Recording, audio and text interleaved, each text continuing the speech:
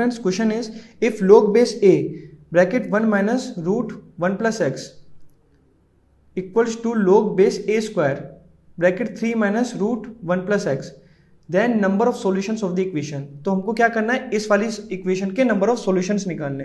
तो let root 1 plus x equals to t. Root 1 plus x को हम t मान लेते हैं. तो अगर रूट 1 प्लस एक्स को टी मान रहे हैं तो ये तो वैल्यू हमेशा पॉजिटिव है, पॉजिटिव. ओके, तो t is always greater than 0.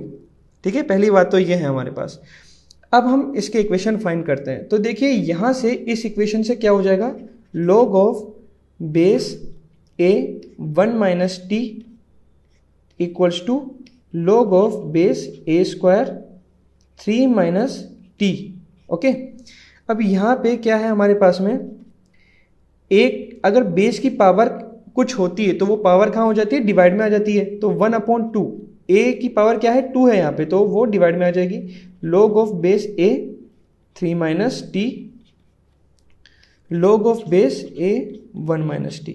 Okay, अब यहाँ से 2 को मैं LHS में ले जाता हूँ. तो 2 log base a 1 minus t equals to log of base a 3 minus t.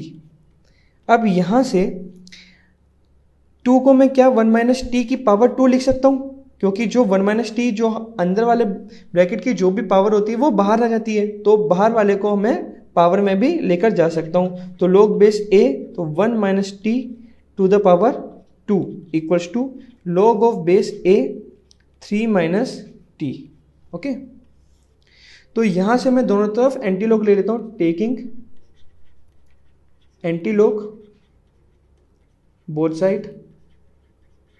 Okay, दोनों तरफ एंटी लॉग ले लिया जाए तो यहां पे क्या हो जाएगा, 1 minus t to the power square equals to ये हो जाएगा 3 माइनस टी के इक्वल हो जाएगा.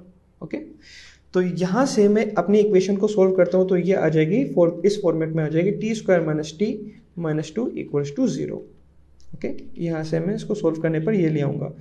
तो t की वैल्यू यहाँ से क्या आ जाएगी, यहाँ से -2t, t square minus 2t plus t minus 2 equals to 0. इसके फैक्टर्स क्या क्या हो जाएंगे, t minus 2 t plus 1 equals to 0. तो यहाँ से t की क्या क्या वैल्यू आ गई, t equals to 2 and t equals to -1. अब देखिए हम जानते हैं कि t is always greater than 0. ठीक है, but t is always greater than 0, ये बात हमने शुरू में ही देख ली थी. तो यहाँ से t equals to -1 rejected, t equals to -1 is rejected, क्योंकि ये तो 0 से छोटा है और हमारा सॉल्यूशन 0 से बड़ा ही होना चाहिए, रिजेक्टेड. ठीक है, तो हमारा सॉल्यूशन क्या हो जाएगा, t इक्वल्स टू 2.